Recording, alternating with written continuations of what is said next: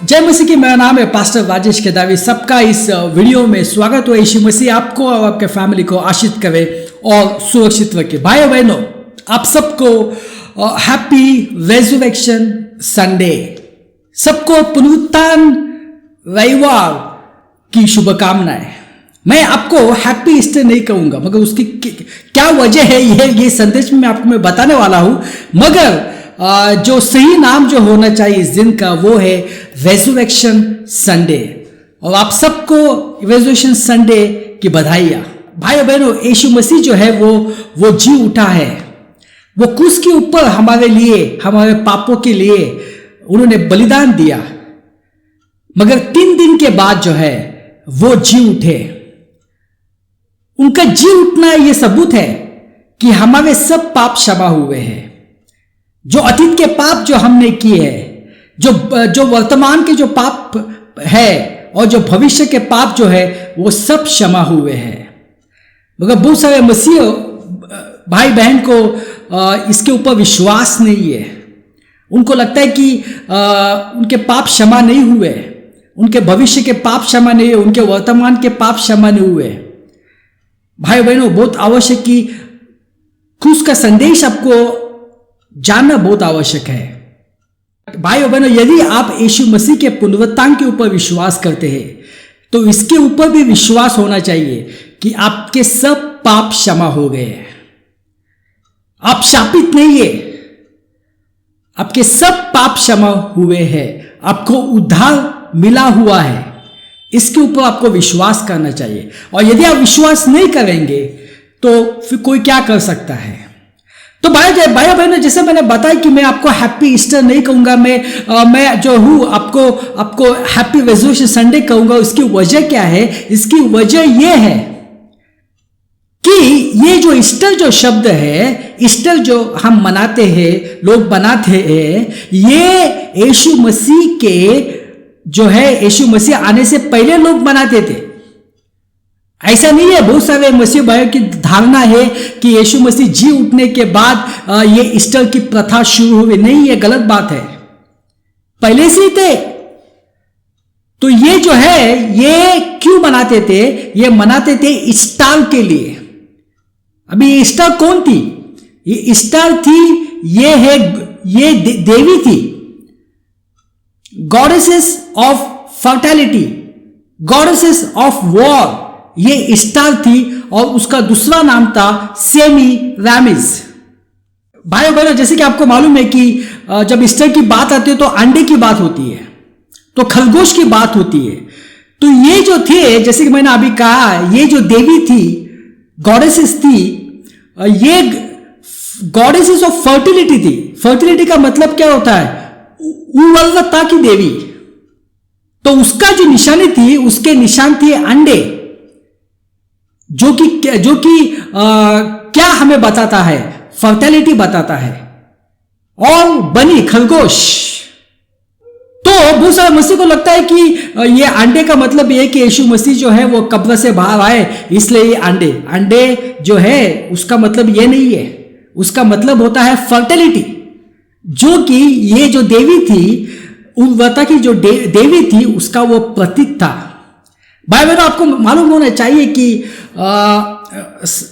300 AD के बाद जो है कलीसिया में जो है बहुत सारी गलत शिक्षाएं आ गई, बहुत सारी मूर्ति पूजा आ गई, क्योंकि रोमन साम्राज्य और कलीसिया का गठन हुआ। अभी रोमन साम्राज्य था, रोमन लोग तो थे, वो ग्रीक के जो देवी थे उनसे वो बहुत प्रभावित थे, उनको वो पूछते थे। तो जब ये दोनों का गठन हुआ तो ये सब कुछ जो है कलीसिया में आ गया। अभी जैसे कि आपको मालूम है कि सब मूर्ति पूजा का स्तोत्र क्या है? वो है बैबीलोन, निम्रोद, जिसको कहा जाता है बाल, वो है मेन भगवान। उसके बाद उसकी पत्नी सेमीरामिस, क्वीन गॉडेसेस, और उसका बेटा तामुस। तो जैसे आपको मालूम है कि 25 दिसंबर यीशु मसीह का जन्मदिन नहीं है। बाइबल के अनुसार यीशु मसीह सितंबर के महीने में पैदा हुए हैं, बाइबल के अनुसार।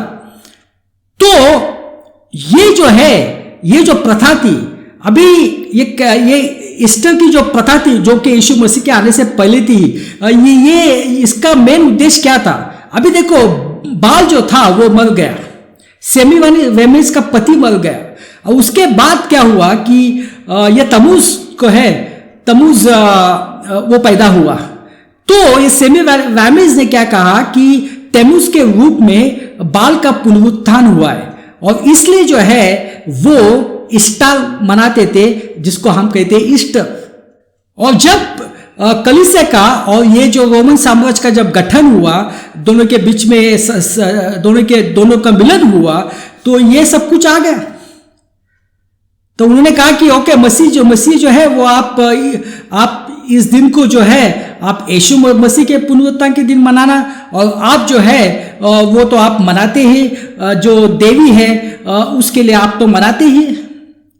तो कहने का मतलब क्या कि ये जो ईस्टर था वो पहले से ही था। तो इसलिए जो मैं इसमें ज्यादा जानना नहीं चाहता हूं, ये तो इतिहास है, या आप खुद जो है आप देख सकते हैं, मगर सही नाम जो होना चाहिए वो है रेजरेक्शन संडे। हालेलुया। आइए हम जाएंगे 1 कुरिन्थियों 15:3-8। जो सर्वप्रथम बात मुझे प्राप्त हुई थी उसने मैंने तुम तक पहुंचा दी कि शास्त्रों के अनुसार मसीह हमारे पापों के लिए मरा और उसे दफनाया दिया गया, और शास्त्र कहता है कि फिर तीसरे दिन उसे जिलाकर उठा दिया गया। तो भाई बहनों, ये हमें मालूम होना चाहिए, इसके ऊपर हमारा विश्वास होना चाहिए, और यही शुभ संदेश है। शुभ संदेश गाड़ी बंगला नहीं है।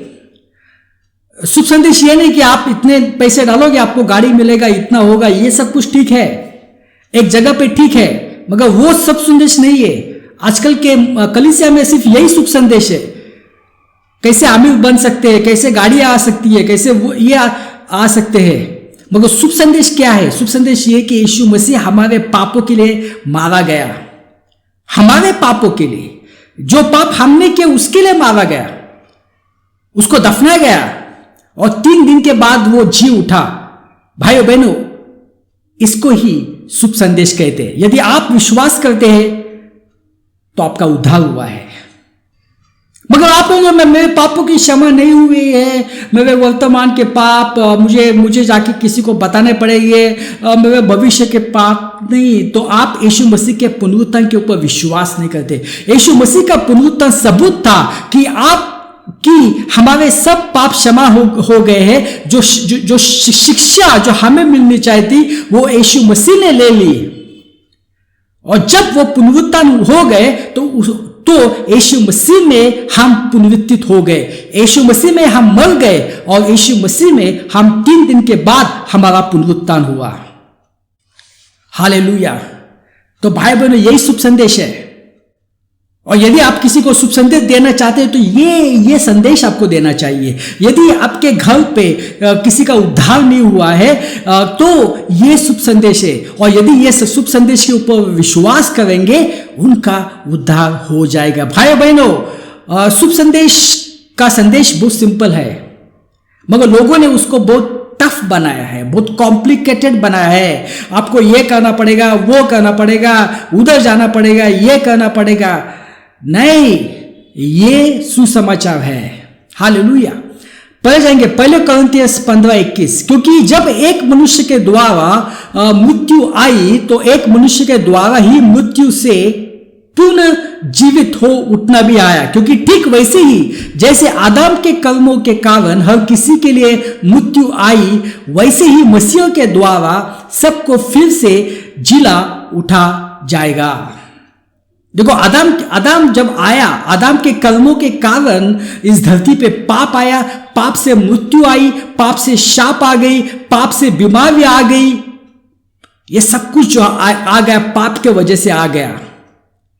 और इसलिए इंसान जो है वो शापित बन गया। और इसलिए यीशु मसीह आए थे, क्योंकि इंसान जो है वो खुद की जिंदगी खुद बदल नहीं सकता है। और इसलिए यीशु मसीह आए थे। यीशु मसीह आए, उसके ऊपर उन्होंने अपना बलिदान दिया, लहू बहाया, और उस लहू से जो है हमारे पाप की क्षमा हो गई। और यहां पे लिखा है वैसे ही मसीह के द्वारा सबको फिर से जिला उठाया जाएगा। भाई बहनों, आपके जो लव्ड वंस है, जो आपके प्रियजन है, वो कब्र में नहीं है। बहुत सारे लोग जो है ये रिजरेक्शन संडे पे कब्र में जाते हैं, फूल चढ़ाते हैं, मगर आपको मालूम होना चाहिए वो वहां पे नहीं है, वो स्वर्ग में है। वो स्वर्ग में यीशु मसीह के साथ बहुत खुश है।